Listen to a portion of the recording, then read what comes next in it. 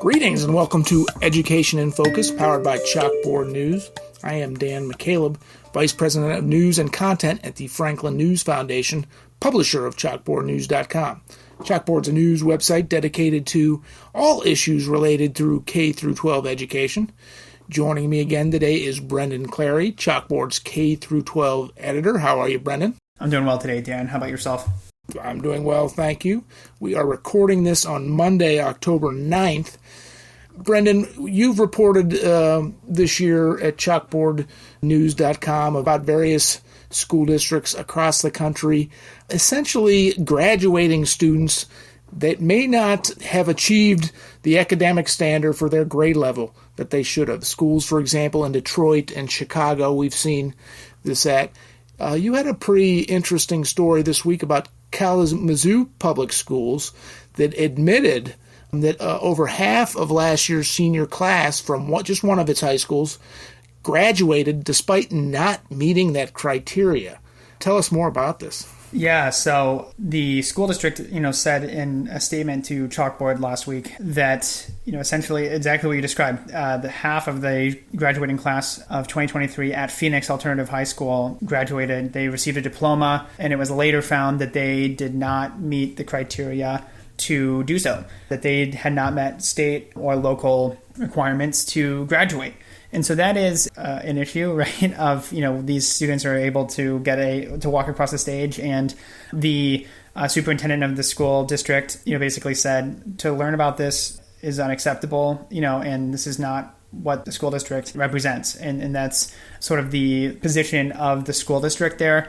They were alerted by Michigan's Center for Educational Performance and Information, which is sort of it's an agency of the Michigan, operated by the state of Michigan, that keeps track of school performance and indicators for schools in the state. And they basically sent a warning email saying, hey, your graduation rate has an anomaly in it. So I was curious, and I wanted to know how many of those kinds of emails do they send every year. And I got a response back from CEPI that they sent 276 emails to individual school districts for what's called end-of-year mid-collection emails regarding graduation-related anomalies. And then a different metric, post-collection emails about potential graduation-related anomalies, were sent to 392 Michigan districts.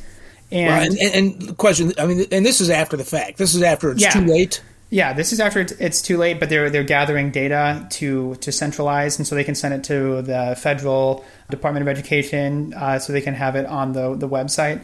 But they, and that is my understanding that it is too late at this point. Like, they've already graduated and the data is in.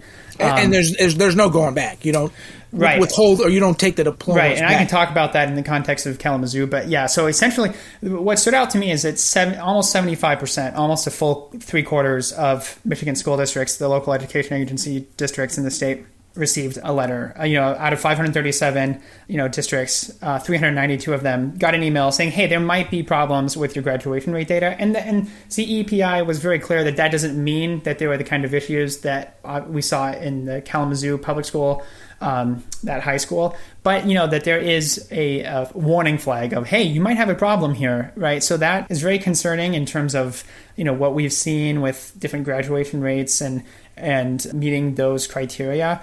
And yeah, I'm not good at doing math in my head, but 390 out of 500 and some, that's approaching 80% anyway, isn't it? Yeah, I did the tally. I believe it's like 72%, so it's kind of getting up there. But it's a shocking amount. And as you mentioned before, it is too late, right? And so the Kalamazoo Public School District said for these graduates that they were not going to take their diploma away. You can't really say, hey, we're going to ungraduate you. You have to come back to school. But they did tell them you have an opportunity to take the courses in order to fulfill the requirements of state and local graduation requirements. And I think that's so that if students wanted to continue to pursue higher education, they would be able to point to those and say, look, I did complete these, and that I have all of the things that I need to do.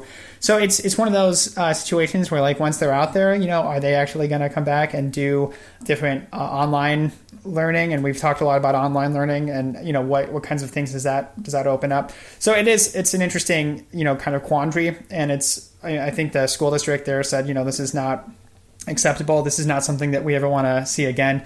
The district also said that no other high school in Kalamazoo had that kind of issue. So it was centralized, and there might have been an issue with personnel too. There's a new counselor, there's a new principal at the school, so there might have been some things going on there. The school district was not very forthcoming with those kinds of information.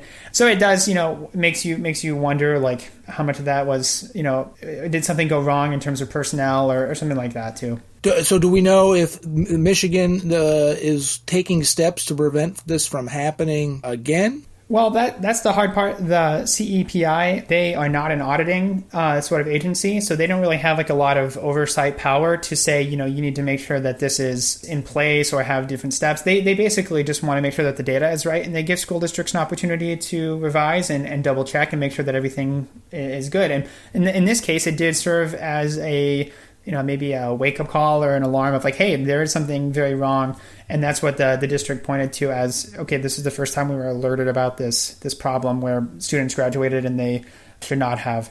I'm not sure if there are definitive, steps in place, if there's a way to find that out, because it does vary from the reporting I've done on graduation rates. It does vary a lot from district to district of, what are the requirements and how do students go about those. Brendan, thank you for your insight into this, but we are out of time. Listeners can keep up with this story and all stories related to K through 12 education at chalkboardnews.com. For Brendan Clary, I'm Dan McCaleb. Please subscribe. Thank you for listening.